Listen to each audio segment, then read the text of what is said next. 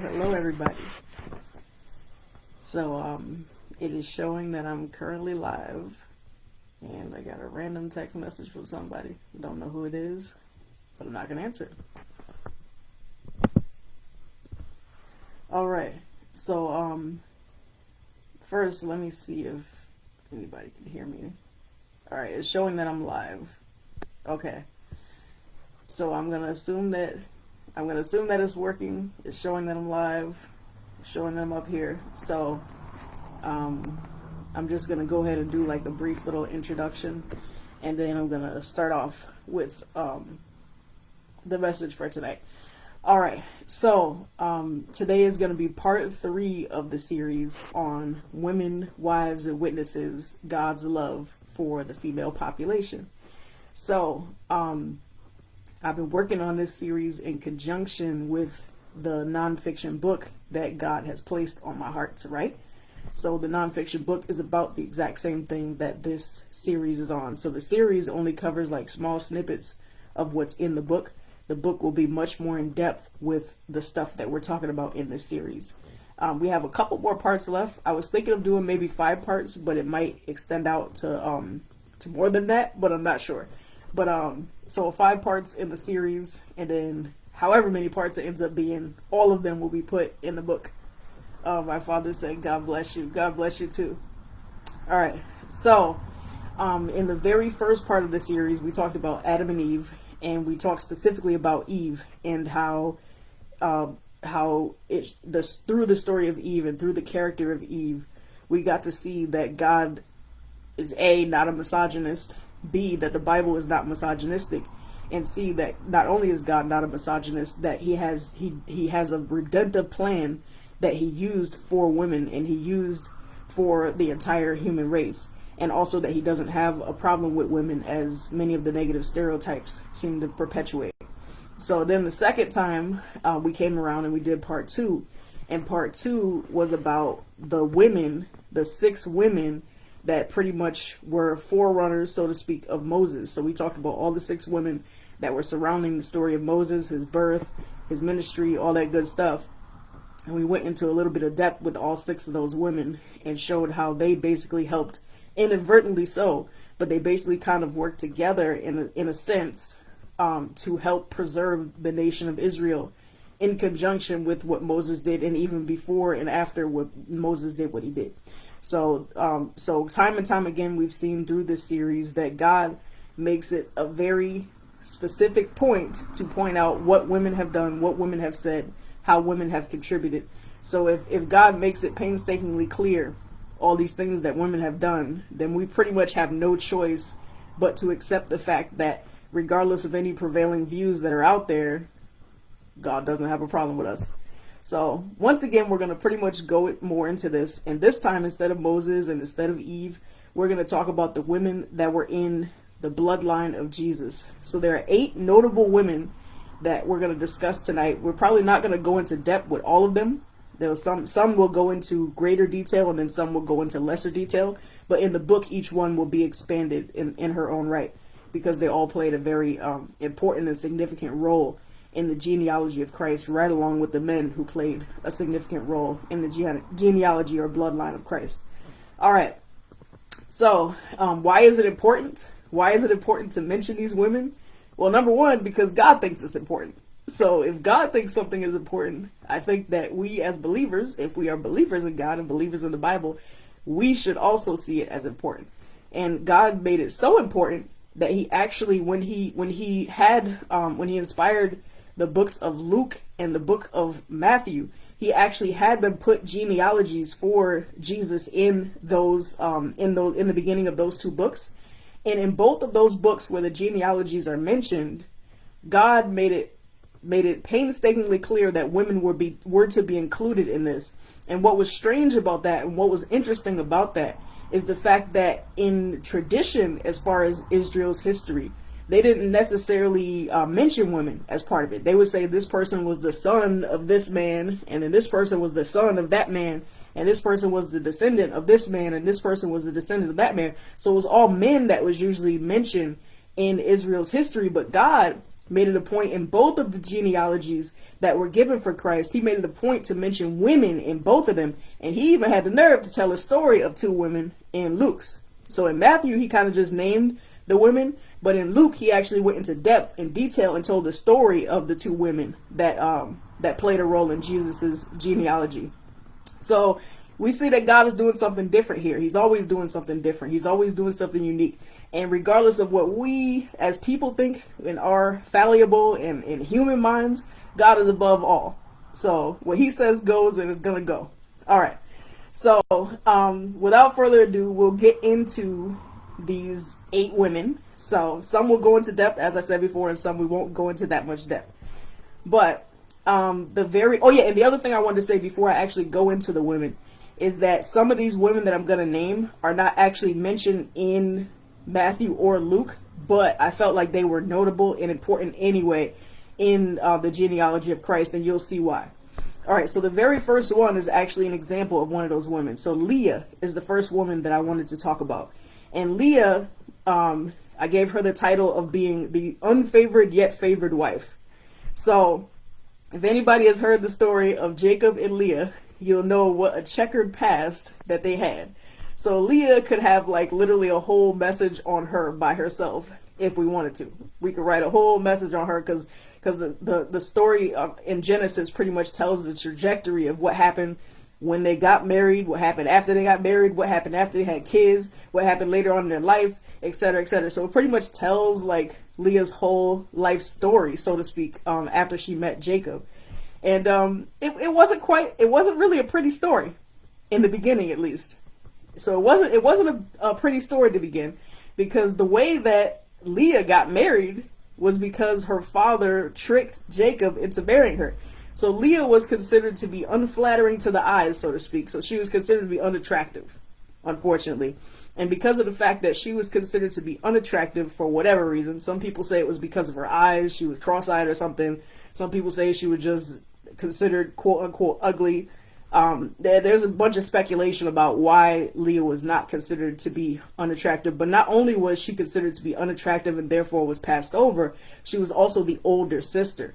So her younger sister was getting all the attention, and she was the older sister and not getting any attention. And then when time came for Jacob and he fell so in love with Rachel, her younger sister, her father kind of stepped in and intervened, and he said, all right, if you want my daughter, you're going to have to work for 7 years for me, and then I'll give you my daughter. So he was like, all right, bet. So Jacob does all this work. He works for 7 years for Rachel because he thinks he's going to get Rachel.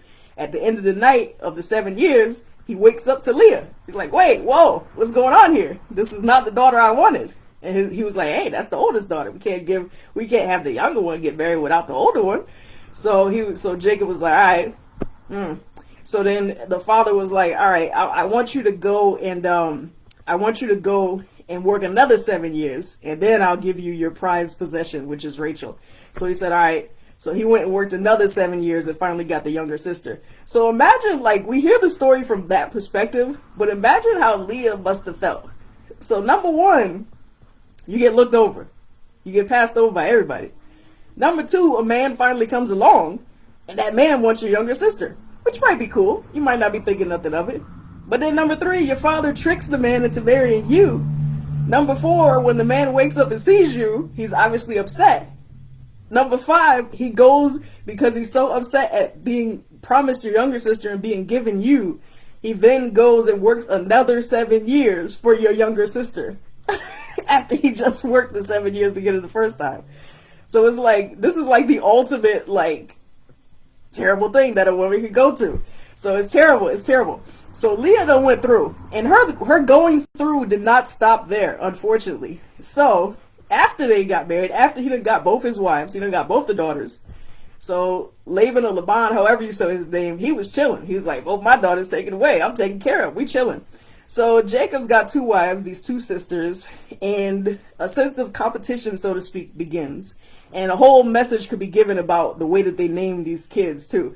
So at first, in the very beginning, Rachel was barren, meaning that she couldn't have kids. So that was Leah's little competitive advantage, so to speak, in her mind. She was like, all right, well, my sister can't have kids right now, but I can. And in Israel's history, or in history in general, having a child, specifically having a son, was considered to be like esteemed because of the fact that you were going to be able to pass down your bloodline. So you were going to be able to have a legacy if you had kids, specifically a son.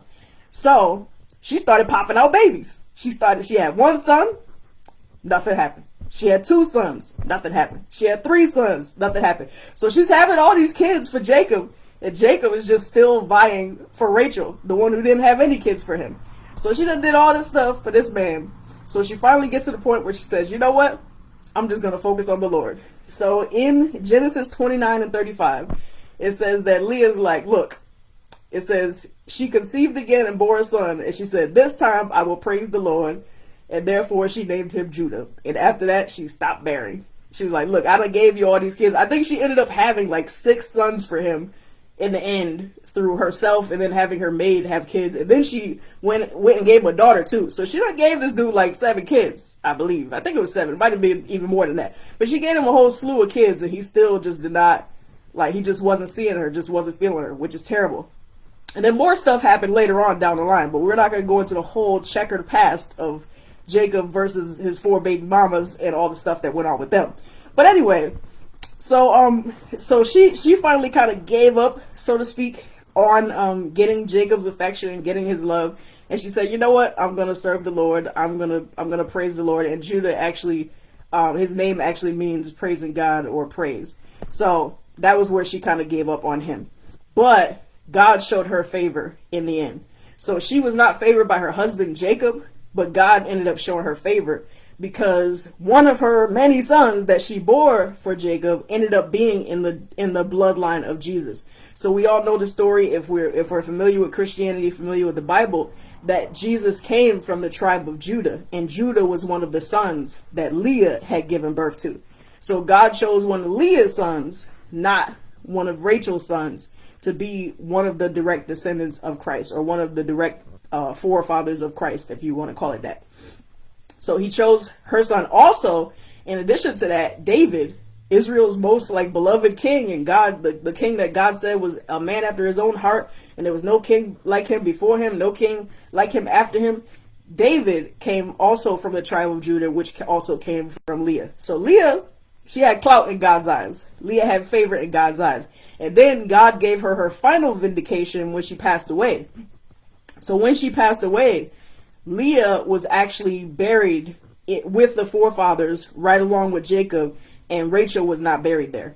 So in the end, she was vindicated by God. And then it was kind of interesting that when you go to the scripture where it says where Leah was buried, it's actually Jacob saying that he buried her there with the forefathers, and he was going to be buried with her. So that's kind of an indication that somewhere near the end of his life, Jacob finally had an awakening, so to speak. It was like, yeah, I kind of did this woman just a little bit wrong. So Leah got vindicated, praise God, and she also became one of the descendants of Christ. I'm looking at the comments over here. Mentioned the son of is to determine the race or genealogy. That's all that it means. Yeah. So mentioning the son of, yeah, it tells like where the person came from in terms of their family tree. So genealogy literally means like your family tree, like who bore this one, who came from this one, who was the father, the uncle, brother, whoever.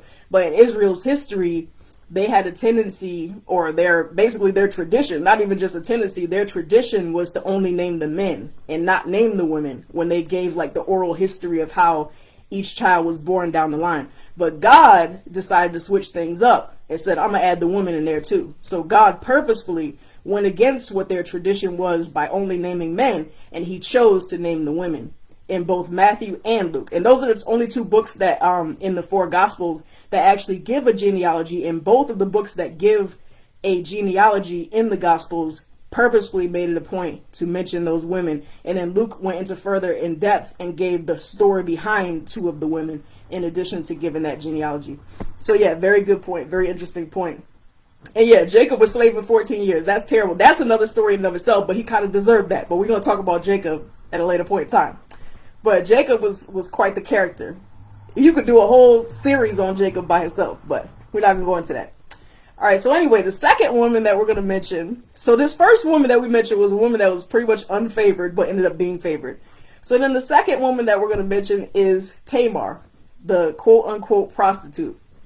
She's mentioned in the genealogy of Matthew, in Matthew 1 and 3, and her story is found in Genesis, particularly in the book of Genesis, or chapter 38 of Genesis.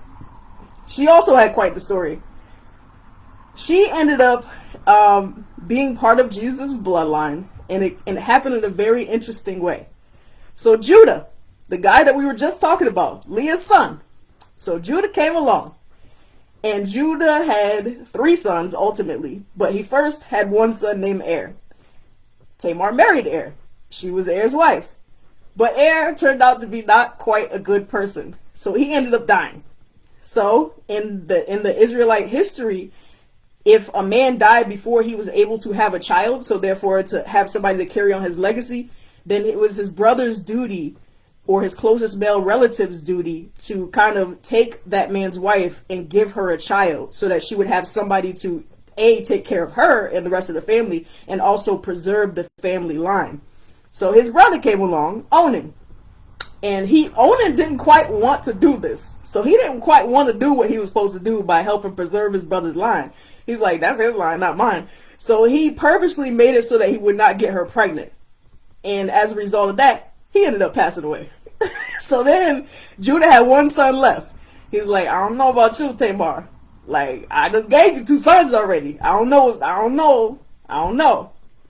know, I already had 2 of my sons. Both of them coincidentally ended up dead, so I don't know. So then he was like, all right, I'm going to give you my 3rd son, but wait till he grows up, though. So Tamar was like, all right, I'll wait. So she stayed, she waited, she abstained. She was just minding her own business, waiting for this kid to grow up. And when he grew up, Judah changed his mind.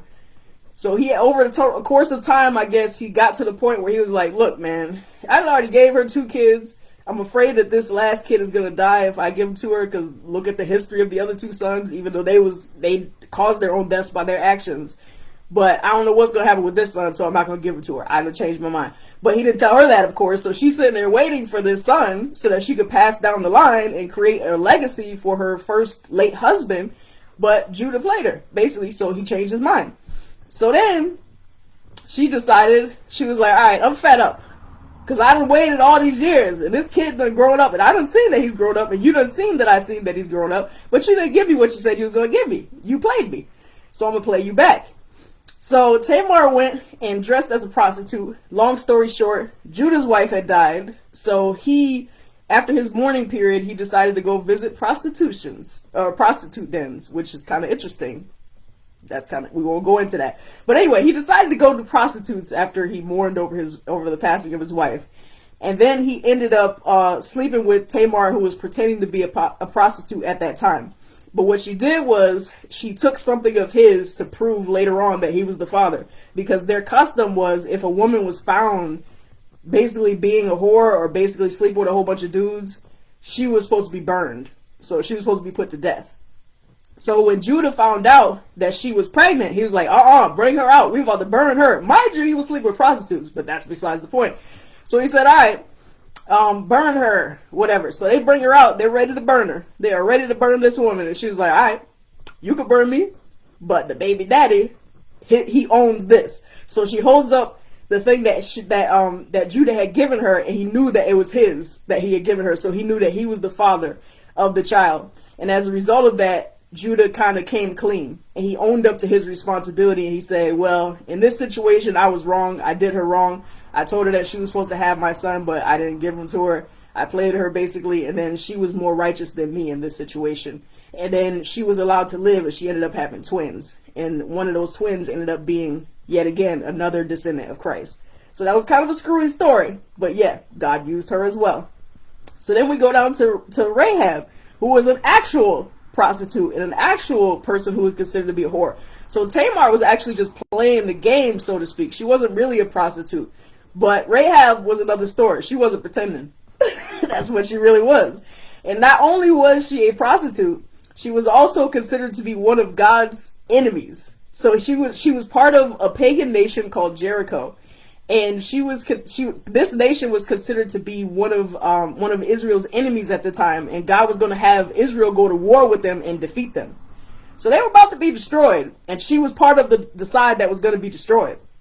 So if we read the story in the book of Joshua, we see that Joshua was the leader at that time. He sent spies to go and check out the land to see, like, okay, what's going on with this land? How can we form a strategy, a plan of attack, whatever, whatever. So he sent these spies out, and they went to Rahab's house. So they went straight to the prostitute's house. There's probably a reason behind that, but whatever. They went straight to the prostitute's house. They went to Rahab's house. So somehow the king found out. Maybe he had spies of his own. I don't know. So somehow the king found out. He found out that these two spies were actually at Rahab's house. So he went and checked Rahab. He's like, hey, I know that these two men are at your house. Where are they at? So Rahab was in like a catch-22. She was in kind of a situation. But she chose to use bravery and courage and strength and loyalty to a God that she didn't even know, because she knew deep down in her heart that, based on the stories that she heard about the God of Israel, she knew that her side was not going to win. So she was like, look, I don't know where them men went. They was here earlier, but then they left, and I don't even know where they went. I came back, and they was gone. So the king was like, all right, we'll find them. She's like, yeah, I think they ran that way. So the king starts going in the direction that she sent him, basically. So then she takes them out of hiding, and she's like, look, I just saved y'all lives, basically. So do me a favor, save my life. And they're like, all right, we're going to save your life. Since you saved us, we're going to save you. You and all your family, just come to your house, put a red cord over the door, and then we'll save you. We'll destroy everybody else, but save you. She's like, all right, cool. So she trusted them, and she showed loyalty to them when she really had no reason to, but she did. And as a result of that, God had favor on her. And not only was her and her whole family saved as a result of that, she ended up marrying somebody from the tribe of Judah, yet again, and she ended up being one of the descendants of Christ. So these are some very interesting women that God has been purposefully including in his genealogy. So next, we got yet another woman. So we got Uriah's stolen wife. So she's mentioned in Matthew 1 and 6, but her story is actually in 2 Samuel chapters 11 and 12. So in this situation, David, also from the tribe of Judah, David is God's like beloved king. He's like, there's nobody like him before him. There's nobody like him after him. He's a man after God's own heart. He won so many battles. He had great faith. He was a good guy. But then he had a few downfalls. And one of those downfalls was stealing another man's wife. So they was going in battle once again, which is strange. There was in a lot of battles. So they were going in battle, but David didn't go with them this time. And he was sitting there, he watched this woman go out to bathe, and he thought that she was beautiful, he thought that she was attractive or whatever. So he asked who she was and found out that she was a married woman. Not only was she a married woman, he knew who her husband was, and her husband was one of the good guys that was helping him to fight the battle that he wasn't even at. But despite the fact that he knew all of this, he still chose to take this man's wife and sleep with her while her husband was out in battle fighting for him and God. So he stole this man's wife, slept with her. So then she goes back. A couple months later, she's like, I'm pregnant. So then she tells David that she's pregnant. And David was like, so then he tries to cover it up. He was like, hey, Uriah, how you doing? How's the battle going? And Uriah's like, oh, it's going good. We're fighting and stuff. And he's like, yeah, go home and spend some time with your wife. So Uriah goes home, but because he's a righteous guy and because he can't see himself, just having pleasure with his wife while these other people are out here fighting and putting themselves in danger of death, he decides not to sleep with his wife. He went home out of obedience to David, but he decided not to sleep with his wife because he couldn't see himself doing that while his friends and the people in the army was out there dying, basically, or potentially dying. So he chose to do the righteous thing in his eyes. David found out about that and was like, well, dang, now we can't say that the baby is his. So then he develops another plan. He has somebody else come in and tells that person to make sure Uriah dies, essentially, which is terrible. So basically they had Uriah go out on the front lines and then just pulled back and left him alone and let him get hit with all the weaponry, and he ended up dying. So that was terrible. So after Uriah ends up dying, David takes Bathsheba as his wife. But God saw everything that David did. David thought that he was like being slick, and he thought that he was like covering it up and like nobody would know, but he forgot that God sees everything. So God sent a prophet to rebuke David and tell him basically he was going to be punished for the rest of his life as a result of what he did. And it was going to be a devastating punishment that was going to be inflicted on him for every generation after him because of what he just did to Uriah and his wife. Because Uriah was a righteous dude and he didn't deserve that. But David basically took the little bit that he had and exploited it. So David repented, of course, but he still had to face the judgment because he committed such a grave sin. So therefore, he ended up taking Bathsheba. He ended up having the child with her. That child passed away. But then God remembered the situation, allowed Bathsheba to have another child, and that child was Solomon, which was one of the descendants of Christ. So we got quite a screwy history here so far. So then if we backtrack a little bit, we got two other women right before we go to the New Testament. If we backtrack a little bit, we got two other women that were part of the genealogy of Christ. And these two women were Ruth and Naomi. So Ruth, if you have read the Bible or if you're familiar with the books of the Bible, you will notice that Ruth has an entire book dedicated to her. Which, if you think about it, is kind of strange because not only was she not originally an Israelite, she was actually yet another one of the people that was considered to be a complete outsider of Israel. And the reason for that is because she was out of the tribe of Moab. So Moab was a group of people that were born out of incest, basically. So if you remember the story of Abraham and Lot, when Lot escaped from Sodom and Gomorrah, his daughters were afraid that he wouldn't be able to preserve his line. So they ended up giving him kids. You can read between the lines and see how they did that. But two of those kids, or one of the lines that came from that was Moab. So they were born out of incest. So these people were not necessarily considered to be the greatest representatives of righteousness. So, but God chose to still use Ruth, who was part of one of these tribes, part of Moab, and decided to include her in the genealogy of Christ. And the way that he did it was Naomi and Ruth, they were away from Israel. They were away from the land. Naomi's husband died. Then Ruth's husband died. And then her other daughter-in-law's husband died, which means that Naomi was a widow. And she also had nobody to carry on her family line because her sons and her husband had died. So basically all the men were dead in her family. So remember when we talked about earlier how if a man dies before he's able to have a child, the tradition was for the next male relative, the closest male relative, to basically have a child with that woman so that she would be able to carry down the line and a kid could be born and the line could be continued. So what happened was they went back home, basically, and Ruth decided to pledge her allegiance to Naomi's God. She said, I'm going to serve the God of Israel. I'm going to be with you. I'm going to stick with you. I'm not going to leave you alone. I know that you're a widow. I'm a widow too. I know that you're poor. I'm poor too. I know that you're struggling. I'm struggling too, but I'm not going to leave you. We're going to stick together and I'm going to serve your God and I'm going to be part of your people and I'm going to pledge allegiance to y'all and your God, basically. So Ruth was kind of a noble lady. So long story short, she ends up finding or stumbling upon or coming across a man named Boaz, who just so happened to be one of the closest male relatives in that line. There was another relative before him, but he ended up getting her. He ended up marrying Ruth, and then Naomi was able to have a grandson, and Ruth was able to have a son that was able to preserve that line. And then once again, this person was part of Jesus's bloodline. So those were the women in the Old Testament. So then we travel to the New Testament, and if we go to the book of Luke and also the book of Matthew, but the book of Luke more so, he tells the story of the final two women who were part of Jesus's bloodline. So we got Elizabeth and we got Mary. So we probably heard both of their stories before. We probably heard of Mary, the Virgin Mary, the mother of Christ. Some people call her Mother of God. She's highly esteemed in the Catholic Church. But Mary was who God chose to be the mother of Jesus Christ, the mother of the Messiah, the most direct descendant that you could have because he literally came out of her body. So he chose Mary to be the mother of Christ. And he chose Elizabeth, her cousin, to be the mother of John the Baptist.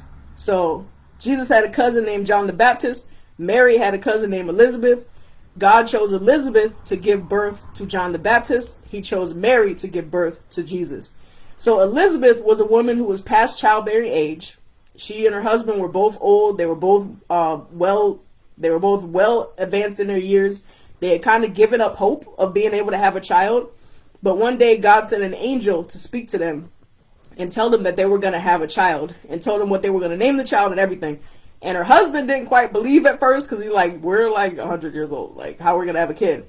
And the angel's like, well, you're going to have the kid, but you're going to be sentenced to be mute until after the child is born, because you didn't believe me, basically. But then she ended up having a kid. Long story short, they named him John, and he became John the Baptist. And then on the other side of town, Mary, who was a virgin, who was engaged to be married to another man, God sent an angel to speak to Mary as well. And he told her that she was going to give birth to a child, and it was going to be a child that was given to her by God. So Mary was, of course, a little bit afraid, obviously, because number one, she's engaged to be married to somebody. Number two, she's about to come up pregnant. And number three, nobody's probably going to believe in them if I tell them that God is the father of my child. But nevertheless, Mary believed. So despite all the obstacles that were in her place, she believed the angel. And as a result of that, the Holy Spirit put the seed into her. And then as a result of that, Jesus came from her line. So there's a couple. Now we talked about all these different women throughout Jesus's history. We talked about these 8 different women, and each one of them had a different story. Each one of them had a different walk of life. And not only was it strange to mention them in general because of the fact that women weren't typically mentioned in the genealogies, but he also chose the strangest of the strange women to be included in the genealogy. So instead of choosing a whole bunch of, perfect people, he chose the prostitute. He chose the woman who was past childbearing age. He chose the woman who was considered ugly. He chose the women who were not considered to be favored. He chose all of these women who basically nobody would have picked as to be part of the bloodline of Christ, and he made them purposefully the bloodline of Christ. And then Mary happened to be the strangest of them all, not because she was a prostitute or anything like that, but because she was a virgin, and nobody was going to believe that a virgin gave birth to a child. It was still a virgin before she conceived that child. So Mary was the strangest of them all. She ended up being the mother of Christ. And what God did with Mary, if you remember way back in the first part of this series when we talked about Eve, and remember at the end when God was giving Eve her punishment, he also gave her a promise along with the punishment. And he told her that just like Satan had just deceived her, and just like Satan had just basically tricked her and caused further demise of the human race as a result of her sin and because of Adam's sin, he gave her a promise. And he told her that the seed that would come from the woman was going to crush that serpent's head. So God, all these years later, in the New Testament, fulfilled part of that promise through Mary. So he put a seed inside Mary, just like he had promised Eve that he was going to do way back in the day. And he did like the ultimate turnaround, so to speak. And the reason why I call it the ultimate turnaround is because of the fact that Satan crept in. He crept in the midst before Adam and Eve had a chance to have their first child. So Adam and Eve hadn't had any children yet. They were married, obviously, but they hadn't gotten to that point yet where they started being fruitful and multiplying. So they didn't have any kids yet. He came in and basically ruined it for them. But God chose to do the turnaround with Mary and Joseph. So Mary and Joseph, they were engaged to be married. They were supposed to be married the next year. But they hadn't had any kids yet, obviously, because their marriage was not fully complete yet. But God chose to step in before they had kids. And he decided to do the turnaround at that point. So God chose to turn it around, and he chose to fulfill the promise that he gave to Eve through Mary. So then I had a couple other speculations that were kind of part of this story, which I thought were kind of interesting. So the first thing is that I saw a few parallels between the story of Adam and Eve, the story of Cain and Abel, and then Seth, and then the story of Jesus, Mary, Joseph, and then John the disciple. So if you read in the story of Cain and Abel, you'll see that Cain and Abel were brothers. And Abel was considered to be the righteous one because he gave God the righteous sacrifice. Cain was considered to be kind of not so righteous because his sacrifice was not accepted. As a result, Cain got jealous and he got angry at his brother. Long story short, he ended up killing him. So he ended up killing his brother. So therefore, Eve had 2 sons, but then she was put down to having 1 son because one of her sons killed the other. So you can imagine the devastation that she felt as a result of that, because not only was this basically kind of a fulfillment of her punishment because of the fact that her and Adam had sinned, God said that you were going to die. The first death that she saw was one of her own sons. And the son that died was killed by the other son that she just had. So you can imagine the devastation that she felt. And as a result of that, God remembered her. And if you read in the book of Genesis, it says that God remembered her, and he gave her another son named Seth. So fast forward, God kind of does this again with Mary. So with Jesus, we all know the story about his death, burial, resurrection, the crucifixion, and all that. So at the crucifixion, once again, we got a woman who had a righteous son. In her case, she had other sons, but Jesus was her righteous son because obviously he was God. So her son was being killed right in front of her, basically. Her son, she had to watch her son die right in front of her. And Jesus, God, in all of his compassion, he turned to Mary and he turned to John, his disciple, and he said, "Woman, here is your son. Son, here is your mother." So just like he had done back in the day with Eve, he remembered her. God remembered her and gave her another son for the son that she had lost. God knew that Mary was about to lose her firstborn son. So therefore he gave her like a spiritual son, so to speak. So I just thought that was a very interesting parallel, and it just shows once again that God, in spite of and in addition to his perfect sovereignty and his perfect will and his perfect plan for our lives, he also understands the everyday stuff that people go through. So his plan is for salvation. His plan is for us to be restored. His plan is for us to be redeemed. But even within the story of restoration, even within the story of redemption, even within the story of what what his ultimate plan is for our lives, he also has plans for our individual lives, and he also sees our individual sufferings, and he also sees our individual problems. He also sees our individual needs. So he saw that not only was this a woman who had been faithful to God, not only was this a woman who had faith in God, not only was this a woman who had trusted God, this is a woman who was about to lose her son. He might have been God, and he was going to be resurrected and all that, but she was still on an earthly level losing her son right in front of her, and watching her son be killed, watching her son be beaten, watching her son be spit upon, watching her son go through all of that after she done raised this child, after she done birthed this child, after she done watched this child grow up, and she played a part obviously in his development. She had to watch him die. And as a result of that, God showed compassion on her and gave her another son. But he did that with not only, I believe, a natural purpose, giving her another son, somebody who's going to love her, somebody who will remind her of Jesus, obviously, because he was one of his disciples. But he also did it in a spiritual way, I believe, because John was considered to be a spiritual son. And as you know, the church had shifted. So in Israel's history, they were related to God through their actual biological bloodline. So that's why they had all these genealogies where they said this one was the son of that one and that was the son of this one, because they was tracing the bloodline, because they figured, because that's the way that God did it. He did it through the 12 tribes of Israel throughout the trajectory of history. They would say this one was the son of that one, he's one of us. This one was the son of that one, he's one of us. This one was the son of that one, he's one of us. But then when it came to the church, when God decided to introduce the church into his plan for his chosen people, into his plan for salvation for the human race, he decided to do it this way in a spiritual sense. So it doesn't have to be as a result of your bloodline that you are considered to be a child of God. You could be considered a child of God due to the same faith that Abraham had, due to the same faith that Isaac had, that Jacob had, that all the forefathers had. Now you could be a child of God through faith. So I believe that was yet another element to that. Not only was he giving her another son, but he was also foreshadowing the spiritual significance of not being your blood that made you a child of God, but being your faith that made you a child of God.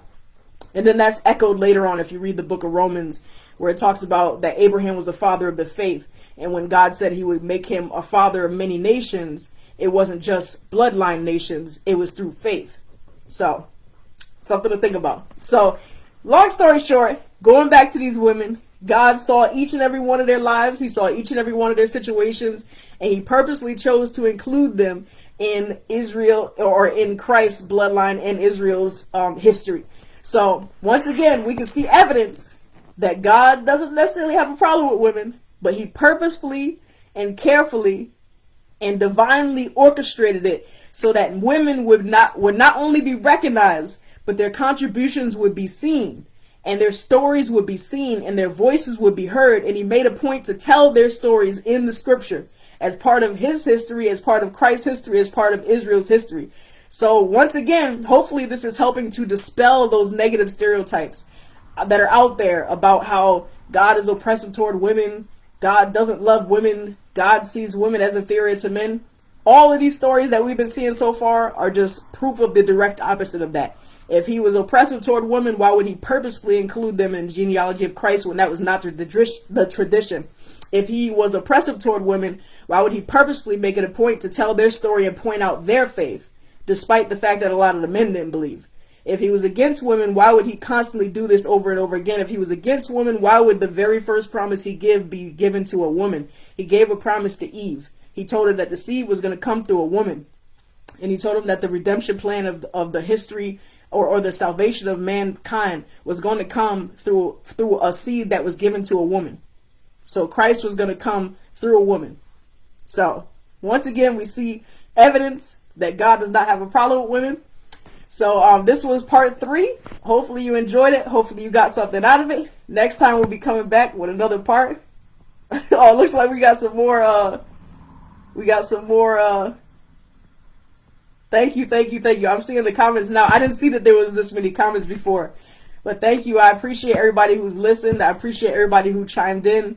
I see that people were getting something out of it. So hopefully that was my whole point. Just basically like to shatter these negative stereotypes. Hopefully enlightened as I've been enlightened. Like, so every single one of these has enlightened me in some kind of way. So I just hope that it has enlightened others as well. So God bless. If y'all have any questions, feel free to comment. Feel free to inbox. And I'll talk to y'all later. God bless.